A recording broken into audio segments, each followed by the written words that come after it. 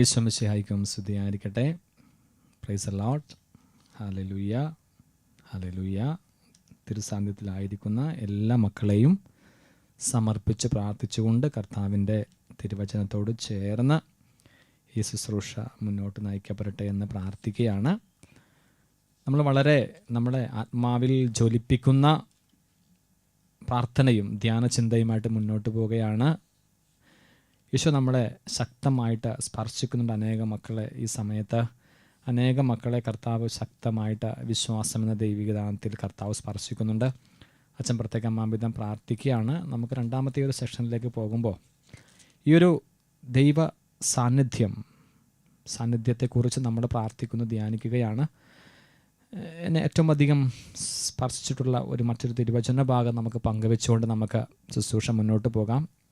ഉൽപ്പത്തി പുസ്തകം 39 അധ്യായം 21 മുതലുള്ള വചനങ്ങൾ, കർത്താവിൻ്റെ വചനം ഇപ്രകാരം പറയുന്നത് ജോസഫിനെ കുറിച്ച്. ജോസഫിനെ നയിച്ച ദൈവം, ജോസഫിൻ്റെ സ്വന്തമായിരുന്നൊരു ദൈവം, ജോസഫിൻ്റെ മേൽ സംപ്രീതനായിരുന്നൊരു ദൈവം. വചനം ഇപ്രകാരമാണ്: കർത്താവ് ജോസഫിൻ്റെ കൂടെ ഉണ്ടായിരുന്നു, അവിടെ നിന്ന് അവനോട് കാരുണ്യം കാണിച്ചു, അവന് കാരാഗൃഹ സൂക്ഷിപ്പുകാരൻ്റെ പ്രീതി ലഭിക്കുവാൻ ഇടയാക്കുകയും ചെയ്തു. കാരാഗൃഹ സൂക്ഷിപ്പുകാരൻ്റെ തടവുകാരുടെ എല്ലാം മേൽനോട്ടം ജോസഫിനെ ഏൽപ്പിച്ചു. അവിടെ എല്ലാം ജോസഫിൻ്റെ മേൽനോട്ടത്തിലാണ് നടന്നത്. ജോസഫിനെ ഭരമേൽപ്പിച്ച ഒരു കാര്യത്തിലും കാരാഗൃഹ സൂക്ഷിപ്പുകാരൻ ഇടപെട്ടില്ല, കാരണം കർത്താവ് അവൻ്റെ കൂടെ ഉണ്ടായിരുന്നു. അവൻ ചെയ്തതൊക്കെ കർത്താവ് ശുഭമാക്കുകയും ചെയ്തു. പക്ഷെ നമ്മൾ ഇപ്പോൾ ചിന്തിക്കുന്ന കുറച്ച് കാര്യങ്ങളുണ്ട് ഈ ഒരു സമയത്ത്. എന്നോട് തന്നെ പലരുമൊക്കെ പള്ളി വരുമ്പോഴുമൊക്കെ തമാശക്കാണെങ്കിലുമൊക്കെ ചോദിച്ചിട്ടുണ്ട്, ദൈവം നമ്മുടെ കൂടെ ഉണ്ട് അച്ഛാ, അങ്ങനെ ഉണ്ടെങ്കിൽ പള്ളി ഇങ്ങനെ അടഞ്ഞു പോകുമായിരുന്നു. ആ പള്ളിയിലെ സന്തോഷവും ഞങ്ങൾ കുർബാനക്ക് ഒരുമിച്ച് വരികയും നല്ല ഗാനങ്ങൾ കേൾക്കുകയും നന്നായിട്ട് കുർബാന കൂടുകയും ചെയ്തു. അങ്ങനെ കുർബാന കഴിയുമ്പോൾ ഞങ്ങൾ ഒരുമിച്ച് സംസാരിച്ച് സ്നേഹം. പക്ഷെ ഇപ്പോൾ ഞങ്ങൾക്കെല്ലാം ശൂന്യമായി പോയ പോലെ. കർത്താവ് നമ്മുടെ കൂടെ ഉണ്ടോ, ദൈവം നമ്മളെ കാണുന്നുണ്ടോ എന്നൊക്കെ ഇങ്ങനെ ചോദിക്കുന്നൊരു സമയമാണ്. സത്യത്തിൽ ഇങ്ങനെ ഒരു ചോദ്യം കേൾക്കുമ്പോൾ അങ്ങനെ ചോദിക്കുന്നതിലൊരു കൃപയുണ്ടെന്ന് ഞാൻ വിശ്വസിക്കുന്നുണ്ട്. അങ്ങനെ നമ്മുടെ ദൈവജനം അങ്ങനെ ഒരു കൃപയുണ്ട്. അത് പറയാൻ കാര്യം, ഈ ചില ആബ്സെൻസിലാണ് നമ്മൾ വലിയ പ്രസൻസൊക്കെ നമ്മൾ അനുഭവിക്കുന്നതെന്ന് നമ്മളൊരു സിമ്പിൾ തിയറിയൊക്കെ നമ്മൾ പറയാറുണ്ടല്ലേ. സത്യമാണ്, ചില ആബ്സെൻസിൽ നമ്മൾ വലിയ പ്രസൻസൊക്കെ നമ്മൾ അനുഭവിക്കാറുണ്ട്. പ്രിയമുള്ളവരെ, ജോസഫിനെ കുറിച്ച് വചനം പറഞ്ഞത് കർത്താവ് ജോസഫിൻ്റെ കൂടെ ഉണ്ടായിരുന്നു. ഈ കൂടെ ഉണ്ടായിരുന്നു പറയുമ്പോൾ 2019 കർത്താവ് കൂടെ ഉണ്ടായിരുന്നെന്നല്ല. 2020 കർത്താവ് കൂടെ ഇല്ലേ? എല്ലാവരും പറയാറുണ്ട് 2020 ഭയങ്കര പ്രശ്നമാണ്. വചനം പറഞ്ഞത് ജോസഫിൻ്റെ കൂടെ കർത്താവ് ഉണ്ടായിരുന്നത് ഒരാഴ്ച കാലമായിരുന്നില്ല, ഒരു വർഷക്കാലമായിരുന്നില്ല. കർത്താവ് അവൻ്റെ കൂടെ എപ്പോഴും ഉണ്ടായിരുന്നു എന്നാണ് വചനം പറയുന്നത്. അപ്പോൾ അവൻ ചെയ്തതൊക്കെ ഏറ്റവും ശുഭമാക്കുകയും ചെയ്തു. കർത്താവ് നമ്മുടെ കൂടെയുണ്ട്. സാന്നിധ്യം, ഈശോയുടെ സാന്നിധ്യം, ജീവിക്കുന്ന ദൈവത്തിൻ്റെ സാന്നിധ്യം. നമ്മൾ ഈ ഒരു കൊറോണ സമയത്ത് ഞാൻ പറയുന്നു, നമുക്ക് നമ്മുടെ ഹൃദയത്തിൽ സൂക്ഷിക്കേണ്ട ഫസ്റ്റ് കമാൻഡ്മെൻറ്റ്, ആദ്യ കൽപ്പനയാണിത്. ഒരു കൽപ്പന, അല്ലെങ്കിൽ കൽപ്പന എന്നതിനേക്കാൾ ഉപരി ഈ വലിയൊരു കണ്ടെത്തലാണ് നമ്മൾ കർത്താവുമായുള്ള ബന്ധത്തിൽ. ഞാൻ ഈ കാലഘട്ടം കണ്ടെത്ത വലിയൊരു കണ്ടെത്തലാണിത്. എൻ്റെ കർത്താവ് എൻ്റെ കൂടെയുണ്ട്, എൻ്റെ കർത്താവ് എൻ്റെ കൂടെയുണ്ട്. ഏത് ശൂന്യത അനുഭവിക്കുന്നുണ്ടെങ്കിലും, എന്തെല്ലാം കുറവുകൾ അനുഭവിക്കുന്നുണ്ടെങ്കിലും, ഇത് വചനമാണ്. ഈ വചനം ജോസഫിലൂടെ തന്നിൽ വിശ്വസിക്കുന്ന എല്ലാവരിലേക്കും ഇത് പകർന്നു കൊടുക്കുകയാണ്, ജീവിക്കുകയാണ് ആ വചനം. സങ്കീർത്തനം പാടി പ്രാർത്ഥിക്കുന്നത് പോലെ, ഞാൻ കർത്താവിനെ വിളിച്ചപേക്ഷിച്ചപ്പോൾ അവിടെ നിന്ന് എൻ്റെ രക്ഷയ്ക്കായി ഉണ്ടായിരുന്നു. ഞാൻ കർത്താവിനെ അന്വേഷിച്ചപ്പോൾ അവിടുന്ന് എനിക്ക് സാന്നിധ്യമായി എൻ്റെ കൂടെ ഉണ്ടായിരുന്നു. നമ്മുടെ കർത്താവ് വലിയ സാന്നിധ്യമായി നമ്മുടെ കൂടെയുണ്ട്. വലിയ സാന്നിധ്യമായി നമ്മുടെ കൂടെയുണ്ട്. കൃപാസനം ധ്യാന ശുശ്രൂഷ സമയങ്ങളിലൊക്കെ ഞാനിവിടെ വന്ന് ശുശ്രൂഷ ചെയ്യുന്നൊരു എളിയ വൈദികനാണ്. ഞാനിവിടെ വന്ന് തിരുവൾത്താരിൽ നിന്ന് വിശുദ്ധ ബലി അർപ്പിക്കുമ്പോഴൊക്കെ, വചന സന്ദേശം പകർന്നു കൊടുത്തപ്പോഴൊക്കെ, സാക്ഷി ശുശ്രൂഷ ചെയ്തപ്പോഴൊക്കെ ഞാൻ വിശ്വസിക്കുകയും ഞാൻ അനുഭവിക്കുകയും ചെയ്തിരുന്നു, കർത്താവ് സജീവമായി ഈ കരഞ്ഞ് പ്രാർത്ഥിക്കുന്ന മക്കളുടെ കൂടെയുണ്ട്, ഈ വിശ്വാസം ഏറ്റുപറഞ്ഞ മകളുടെ കൂടെയുണ്ട്, മകൻ്റെ കൂടെയുണ്ട്. ഞാൻ വിശ്വസിച്ചു, ഞാൻ അനുഭവിച്ചു, അറിഞ്ഞു. പക്ഷേ ഞാൻ നിങ്ങളോട് പറയുന്നു, എന്നാൽ നമ്മുടെ ദൈവം, ജോസഫിൻ്റെ കൂടെ നടന്ന ദൈവം, ജോസഫിനെ ക്രമീകരിച്ച കർത്താവ്, ജോസഫിൻ്റെ പക്ഷം ചേർന്ന ദൈവം, നീ എന്നെ സ്നേഹിക്കുന്നത് കൊണ്ട്, നീ എൻ്റെ കൂടെ വസിക്കുന്നത് കൊണ്ട്, നീ എന്നെ മാത്രം സ്വന്തമാക്കിയിരിക്കുന്നത് കൊണ്ട് ഞാൻ നിൻ്റെ കൂടെ എന്നും എക്കാലവുമുണ്ട്. ഞാൻ എന്നും എക്കാലവും നിൻ്റെ കൂടെയുണ്ട്. നീ വിശ്വസിക്കുന്നില്ല, അത് നീ അറിയുന്നില്ല, അത് എന്നും എക്കാലവും നിൻ്റെ കൂടെയുണ്ട്. പ്രാർത്ഥിക്കുമ്പോൾ, വിലപിക്കുമ്പോൾ, കർത്താവിനോട് ചേർന്ന് കർത്താവിനെ പ്രതി നിൻ്റെ ജീവിത പ്രശ്നങ്ങൾക്ക്, നിൻ്റെ ജീവിതത്തിൻ്റെ വേദനകളിൽ നീ കർത്താവിനോട് വിലപിക്കുമ്പോൾ നീ അറിയണം, കർത്താവ് സജീവനായി നിൻ്റെ കൂടെയുണ്ട്. പ്രിയമുള്ളവരെ, ദൈവത്തിന് നീ കൊടുക്കുന്ന വിശ്വസ്തതയാണ് ദൈവം നിൻ്റെ കൂടെ ഉണ്ടെന്നുള്ള സാന്നിധ്യബോധം. ജോസഫ് സഹോദരന്മാരിൽ നിന്ന് തിരഞ്ഞെടുക്കപ്പെട്ടവനായിട്ട് മാറി. ജോസഫിൻ്റെ വിശ്വസ്തതയായിരുന്നു ജോസഫിൻ്റെ കൂടെ ദൈവമുണ്ടായിരുന്നു എന്നതിൻ്റെ അടയാളം. ഇനി ഈ വിശ്വസ്തത എന്ന് പറയുന്നത് എന്താണെന്ന് നമുക്ക് ചിന്തിക്കാൻ നമുക്കൊന്ന് മനസ്സിലായി കഴിഞ്ഞാൽ, പ്രത്യേകിച്ച് നമ്മുടെ ഈ ഒരു സമയത്ത്, ഈ ഒരു കാലഘട്ടങ്ങളിൽ തിരുവചനത്തിലൂടെ കടന്നു പോകുമ്പോൾ, ജോസഫിന് ദൈവത്തിലുണ്ടായിരുന്ന വിശ്വസ്തതയായിരുന്നു ജോസഫിൻ്റെ ദൈവ സാന്നിധ്യം, ജോസഫിന് അയച്ച ദൈവ സാന്നിധ്യം. ഇവിടെ നമ്മുടെ ജീവിതത്തിൽ കടന്നു വരുമ്പോൾ നമ്മുടെ വിശ്വസ്തത എന്ന് ഇന്ന് പറയുന്നത്, പ്രിയമുള്ളവരെ, സാഹചര്യങ്ങളിൽ സഹനങ്ങൾ അതുപോലെ ഉൾക്കൊള്ളുവാനും അതിനോട് സമസ്യപ്പെടുവാനുമുള്ള നമ്മുടെ ഒരു സന്തോഷമായിരിക്കണം ഈ വിശ്വസ്തത എന്ന് പറയുന്നത്. ഈ COVID-19 എന്ന് പറയുന്നൊരു മഹാമാരിയുമൊക്കെ ആയി ചേർന്ന് ഞാനിത് ഈ ഒരു ശുശ്രൂഷയിൽ ഇതിനെ ഒരു വിഷയമാക്കി എടുത്ത് പ്രാർത്ഥിക്കുന്നു, ധ്യാനിക്കുന്നതുകൊണ്ടാണ് ഇങ്ങനെ ഞാൻ സംസാരിക്കുന്നത് നിങ്ങളോട്. അതായത്, നിങ്ങൾ ആലോചിച്ച് നോക്കിക്കേ, തൻ്റെ ജനത്തെ, ലോകത്തെ അത്രമാത്രം ദൈവം സ്നേഹിക്കുന്നു എന്നുള്ളതാണ് അതിൻ്റെ തെളിവാണ് ഇതിങ്ങനെ സംഭവിക്കുന്നതെന്ന് ഞാൻ വിശ്വസിക്കുന്നു, ഞാൻ പ്രാർത്ഥിക്കുന്നു.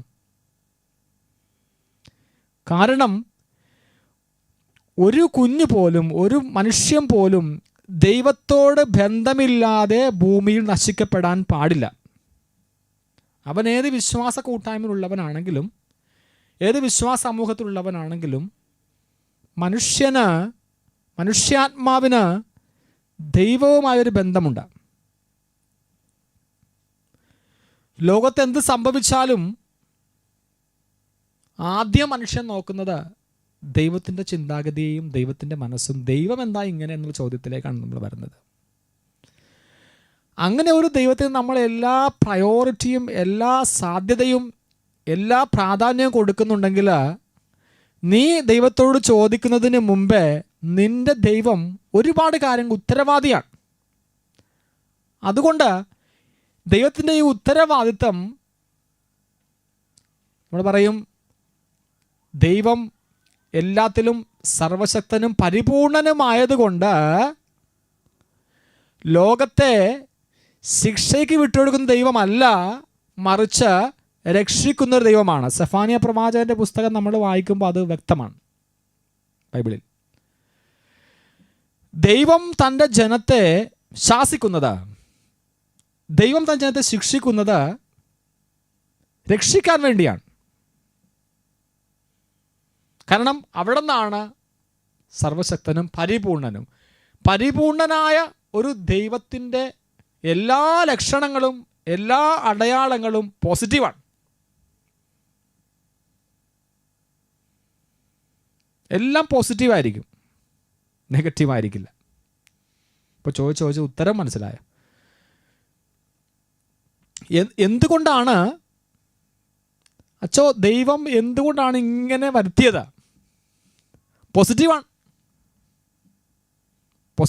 കാരണം ദൈവം പരിപൂർണനാണ്, ഓൾമൈറ്റി, ഓൾ പവർഫുൾ.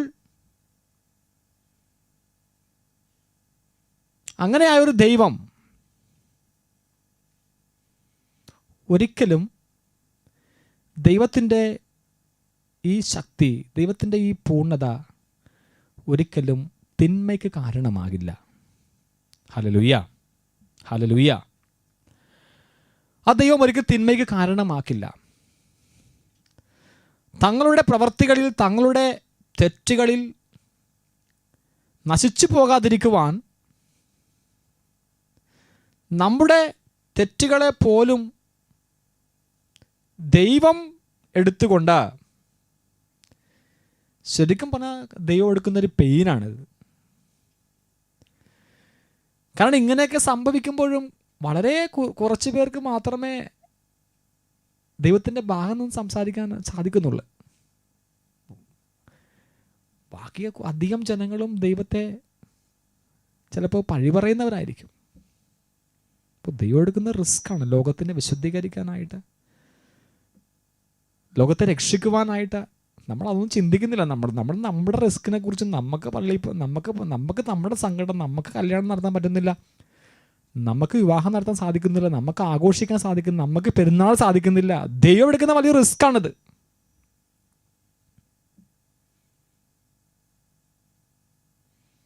പ്രിയമുള്ളവരെ, ഈ കൊറോണ പോലും ദൈവത്തിൻ്റെ ജ്വലിക്കുന്നൊരു സ്നേഹമാണെന്ന് നമ്മൾ പഠിക്കണം. ഈ ഒരു കാലഘട്ടം പോലും കർത്താവിൻ്റെ സ്നേഹം നിറഞ്ഞ ഒരു സാന്നിധ്യമാണ്. ജോസഫിൻ്റെ കൂടെ ഉണ്ടായിരുന്ന ദൈവം അതൊരു ഒരു ഒരു ഒരു ഒരു നൂറ്റാണ്ടിൽ മാത്രമായിരുന്നില്ല, അല്ലെങ്കിൽ ഒരു വർഷത്തിൽ മാത്രം, ഒരു സമയത്ത് മാത്രമായിരുന്നു ദൈവത്തെക്കുറിച്ച് നമ്മൾ പറയുന്നത്. എപ്പോഴും കൂടെ ഉണ്ടായിരുന്ന ഒരു ദൈവത്തെക്കുറിച്ചാണ് നമ്മൾ പറയുന്നത്. നമ്മളിവിടെ ധ്യാന വിഷയമാക്കുന്നത്, ഈ രണ്ടാമത്തെ ഭാഗത്ത് നമ്മൾ ധ്യാന വിഷയമാക്കുന്നത്, എൻ്റെ ദൈവം എൻ്റെ കൂടെ ശക്തനായിട്ട് വസിക്കുന്നു. ഈ സാന്നിധ്യം, ദൈവം എല്ലാ സ്നേഹത്തിൻ്റെയും കാരുണ്യത്തിൻ്റെയും നിറഞ്ഞ അനുഭവമായിട്ടാണ് എൻ്റെ കൂടെ കർത്താവ് വസിക്കുന്നത്. ഒരിക്കലും ഒരു നെഗറ്റീവ് സാധനം, ഒരു നെഗറ്റീവ് കാരണം എനിക്ക് നൽകിക്കൊണ്ടല്ല, മറിച്ച് പരിപൂർണനായ ദൈവം, സർവശക്തനായ ദൈവം, സമയങ്ങൾക്ക് അതീതനായ ദൈവം, ഒരു നിമിഷമല്ല, ഒരു വർഷമല്ല, ഒരു മാസമല്ല, ജീവിതം നിറയെ മുഴുവനും എൻ്റെ കൂടെ വസിക്കുന്ന സാന്നിധ്യമാണ് കർത്താവ്. വിശുദ്ധ കൊച്ചിത്രേസ്യ പുണ്യവതി പറഞ്ഞ ഒരു മനോഹരമായ വാചകം ഞാനിവിടെ ഓർക്കുകയാണ്. എൻ്റെ ഈശോയുടെ സ്നേഹം എനിക്ക് എപ്പോഴും കിട്ടുന്നില്ല എങ്കിൽ പോലും ഞാൻ ഈശോ കൂടെ ഉണ്ടെന്നുള്ള എൻ്റെ ഓർമ്മ, ഈശോ എൻ്റേതാണെന്ന ഓർമ്മ എനിക്ക് അവിടുത്തെ സ്നേഹസാന്നിധ്യത്തിലായിരിക്കുവാനുള്ള വലിയൊരു സന്തോഷമാണ്. ചിലപ്പോഴെങ്കിലുമൊക്കെ ഞാൻ കൂടെയല്ല എന്ന് ചിന്തിക്കുമ്പോഴും ഈശോ എന്നെ സ്നേഹിക്കുന്നു എന്ന ഓർമ്മ എനിക്ക് അവിടുത്തെ കൂടെ എപ്പോഴും ആയിരിക്കാനുള്ള സന്തോഷമാണ്. അതുകൊണ്ട് ദൈവത്തെ സ്നേഹിക്കുക എന്ന് പറയുന്നത് വളരെ വലിയ സന്തോഷത്തിൻ്റെ സാന്നിധ്യമാണ്. പ്രിയ സഹോദരങ്ങളെ, പ്രിയ സഹോദരന്മാരെ, വാത്സല്യമുള്ളവരെ, ജോസഫിൻ്റെ കൂടെ ഉണ്ടായിരുന്ന ദൈവം അവൻ ചെയ്യുന്നതെല്ലാം ശുഭമാക്കി മാറ്റി. ഞാൻ നിങ്ങളോട് തുറന്ന് പറയുകയാണ്, കർത്താവ് നമ്മുടെ കൂടെ വസിക്കുന്നു, സജീവനായി. മറ്റ് ഈ കഴിഞ്ഞു പോയ കാലങ്ങളിൽ നിന്നും 2019 ശേഷം ഇപ്പോൾ സംഭവിച്ചുകൊണ്ടിരിക്കുന്ന ഈ മഹാമാരിയുടെ കാലത്ത് ഞാൻ ശക്തമായി പറയുന്നു, ഈശോയുടെ നാമത്തിൽ പറയുകയാണ്, നമ്മുടെ കർത്താവായ ദൈവം നിൻ്റെ കൂടെ, നിൻ്റെ കുടുംബത്തിൽ, നിൻ്റെ മക്കൾക്ക്, നിൻ്റെ കൊറോണ ബാധിതരായ സഹോദരങ്ങളിൽ നമ്മുടെ കർത്താവായ ഈശോ സജീവനായി ജീവിക്കുന്നു. അവിടുന്ന് നന്മ മാത്രം ചെയ്യുന്നവനാണ്. അവിടുന്ന് നിന്നെ ശാസിക്കുന്നുണ്ടെങ്കിൽ, തിരുത്തുന്നുണ്ടെങ്കിൽ നിന്നെ രക്ഷിക്കാൻ വേണ്ടിയാണ്. അപ്പോൾ ദൈവത്തിൻ്റെ സാന്നിധ്യം രക്ഷിക്കപ്പെട്ട അനുഭവമാണ്. ദൈവത്തിൻ്റെ സാന്നിധ്യം രക്ഷിക്കപ്പെട്ട അനുഭവമാണ്. നമ്മളെപ്പോഴെല്ലാം കർത്താവ് എൻ്റെ കൂടെ ഉണ്ട്, കർത്താവ് ഇപ്പോൾ എന്നെ നയിക്കുന്നുണ്ട്, അല്ലേ, വലിയ വലിയ പരീക്ഷകളൊക്കെ എഴുതാൻ പോകുമ്പോൾ, അല്ലെങ്കിൽ എന്തെങ്കിലുമൊക്കെ കാര്യം നമ്മൾ പ്രധാനമായി നമ്മുടെ ജീവിതത്തിൽ സാധ്യമാക്കാൻ നമ്മൾ ആഗ്രഹിക്കുമ്പോൾ, നമ്മൾ അങ്ങനെ പ്രാർത്ഥിക്കുമ്പോൾ, ഒരു കാര്യം നിങ്ങൾ വിശ്വസിക്കുക, നിങ്ങൾ പൂർണ്ണമായിട്ട് നിങ്ങൾ വിശ്വസിക്കുക, കർത്താവ് എൻ്റെ കൂടെയുണ്ട്. വിജയിച്ചു, എല്ലാം പൂർണ്ണമായി. കർത്താവ് എൻ്റെ കൂടെയുണ്ടെന്നുള്ള സാന്നിധ്യ ബോധം ഏറ്റു പറയുന്നവനിൽ രക്ഷ സാധ്യമായി കഴിഞ്ഞു. കർത്താവ് എൻ്റെ കൂടെയുണ്ടെന്ന് ഞാൻ എന്തിനു പേടിക്കണം? ഞാൻ എന്തിന് നഷ്ടധൈര്യനാകണം? ഞാൻ എന്തിന് സങ്കടപ്പെടണം? ഞാൻ എന്തിന് പര്യാലോചിക്കണം? ഞാൻ എന്തിന് സങ്കടപ്പെടണം? കർത്താവ് എൻ്റെ കൂടെ ഉണ്ടെന്ന് വിശ്വസിക്കാൻ തുടങ്ങുക. നീ അതിൽ ആഴപ്പെടുക, നീ രക്ഷിക്കപ്പെട്ടു. സാധ്യമായ നിനക്ക്. ദിവ്യകാരുണ്യം ഈ ഒരു വലിയ അങ്ങനെയുള്ളൊരു വലിയ അഫർമേഷനാണ് ദിവ്യകാരുണ്യ. ഈശോ എൻ്റെ കൂടെ ഉണ്ടെന്നുള്ള ഏറ്റവും വലിയൊരു അഫർമേഷൻ, ഒരു വിശ്വാസിയുടെ ഏറ്റവും വലിയ അഫർമേഷൻ ലഭിക്കുന്ന സമ്മാനമാണ് ദിവ്യകാരുണ്യം.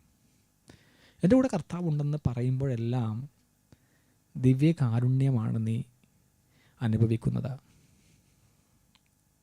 ദിവ്യകാരുണ്യമാണ് അനുഭവിക്കുന്നത്. എൻ്റെ കർത്താവായ ഈശോ, ജീവിക്കുന്നവനായ കർത്താവ് എൻ്റെ കൂടെ ഉണ്ടെന്ന് വിശ്വസിക്കണേ മക്കളെ. ഈ സാന്നിധ്യത്തിൽ നമുക്ക് ജീവിക്കാൻ സാധിക്കണേ.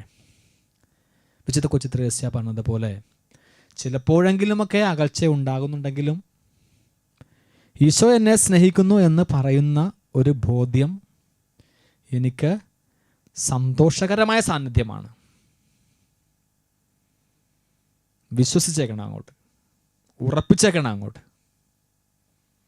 കർത്താവ് എൻ്റെ കൂടെയുണ്ട്. ജോസഫിൻ്റെ കൂടെ ഉണ്ടായിരുന്ന കർത്താവ്, മോശയുടെ കൂടെ നടന്ന കർത്താവ്, പ്രവാചകന്മാരുടെ കൂടെ നടന്ന കർത്താവ്, ന്യായാധിപന്മാരെ നയിച്ച കർത്താവ്, സോളമൻ ആവശ്യപ്പെട്ട ജ്ഞാനം കൊടുത്ത ഇസ്രായേൽ ജനത്തിന് നയിക്കാൻ കരുത്ത് കൊടുത്ത കർത്താവ് എൻ്റെ കൂടെയുണ്ടെന്ന് വിശ്വസിക്കും മകനെ, വിശ്വസിക്കുക. ഞാൻ വീണ്ടും പറയുന്നു, മറ്റേത് കാലങ്ങളെക്കാളും ഈ ഞെരുക്കത്തിൻ്റെ കാലത്ത്, ഈ വേദനയുടെ കാലത്ത്, ഈ സഹനത്തിൻ്റെ കാലത്ത് എൻ്റെ കർത്താവീശോ ഏറ്റവും സജീവനായി എൻ്റെ കൂടെയുണ്ട്. എൻ്റെ ദാമ്പത്യത്തിലുണ്ട് കൂടെ, എൻ്റെ കുടുംബജീവിതത്തിൻ്റെ കൂടെയുണ്ട്, എൻ്റെ ക്യാൻസർ രോഗത്തിൻ്റെ അവസ്ഥയിലുണ്ട്, എൻ്റെ കൊറോണ രോഗത്തിൻ്റെ അവസ്ഥയിലുണ്ട്, എൻ്റെ ശാരീരിക രോഗപീഠകളിലുണ്ട്, എൻ്റെ സഹനങ്ങളിൽ കൂടെയുണ്ട്, തൊഴിൽ മേഖലയിലെ പ്രശ്നങ്ങളിൽ കർത്താവ് കൂടെയുണ്ട്, ആത്മീയ ജീവിതത്തിൻ്റെ വേദനകളിൽ കർത്താവ് എൻ്റെ കൂടെയുണ്ടെന്ന് നീ വിശ്വസിക്കുക. സജീവനായ കർത്താവുണ്ടെന്ന് വിശ്വസിക്കുക. നീ രക്ഷിക്കപ്പെടുകയാണ്, നീ അനുഗ്രഹിക്കപ്പെടുകയാണ്. ഈ ഒരു സന്ദേശം നമുക്ക് സ്വീകരിച്ചുകൊണ്ട് നമുക്ക് പ്രാർത്ഥിക്കാം. കർത്താവായ ഈശോയെ, ജോസഫിൻ്റെ കൂടെ ഉണ്ടായിരുന്ന അവിടുന്ന്, മോശയുടെ കൂടെ നടന്ന കുറവുകളെ പരിഹരിച്ച കർത്താവേ, പ്രവാചകന്മാർ ശക്തിപ്പെടുത്തിയ കർത്താവേ, ന്യായാധിപന്മാരുടെ കൂടെ വസിച്ച കർത്താവേ, സോളമന് ആവശ്യപ്പെട്ട ജ്ഞാനം കൊടുത്ത ഇസ്രായേലിൻ്റെ അധിപനാക്കി മാറ്റുവാൻ തക്ക വിധം നയിച്ച കർത്താവേ, അവിടെ നീ നാളുകളിൽ എൻ്റെ കൂടെയുണ്ടെന്ന് ഞാൻ വിശ്വസിക്കുന്നു. അങ്ങനെ വിശ്വസിക്കുമ്പോൾ തന്നെ രക്ഷ എനിക്ക് അനുഭവവേദ്യമായി മാറുന്നു. കർത്താവായ ഈശോ തൻ്റെ പരിശുദ്ധമായ നിറഞ്ഞ സാന്നിധ്യം വഴി നിങ്ങളെ സമൃദ്ധമായി അനുഗ്രഹിക്കട്ടെ. വിശ്വാസത്തോടെ ഒന്ന് ചേർന്ന് പ്രാർത്ഥിക്കാം. പരിശുദ്ധ പരമ ദിവ്യകാരുണ്യത്തിന് നേരവും ആരാധനയും സ്തുതിയും പുകഴ്ചയും ഉണ്ടായിരിക്കട്ടെ. പരിശുദ്ധ പരമ ദിവ്യകാരുണ്യത്തിന് നേരവും ആരാധനയും സ്തുതിയും പുകഴ്ചയും ഉണ്ടായിരിക്കട്ടെ. പരിശുദ്ധ പരമ ദിവ്യകാരുണ്യത്തിന് നേരവും ആരാധനയും സ്തുതിയും പുകഴ്ചയും ഉണ്ടായിരിക്കട്ടെ.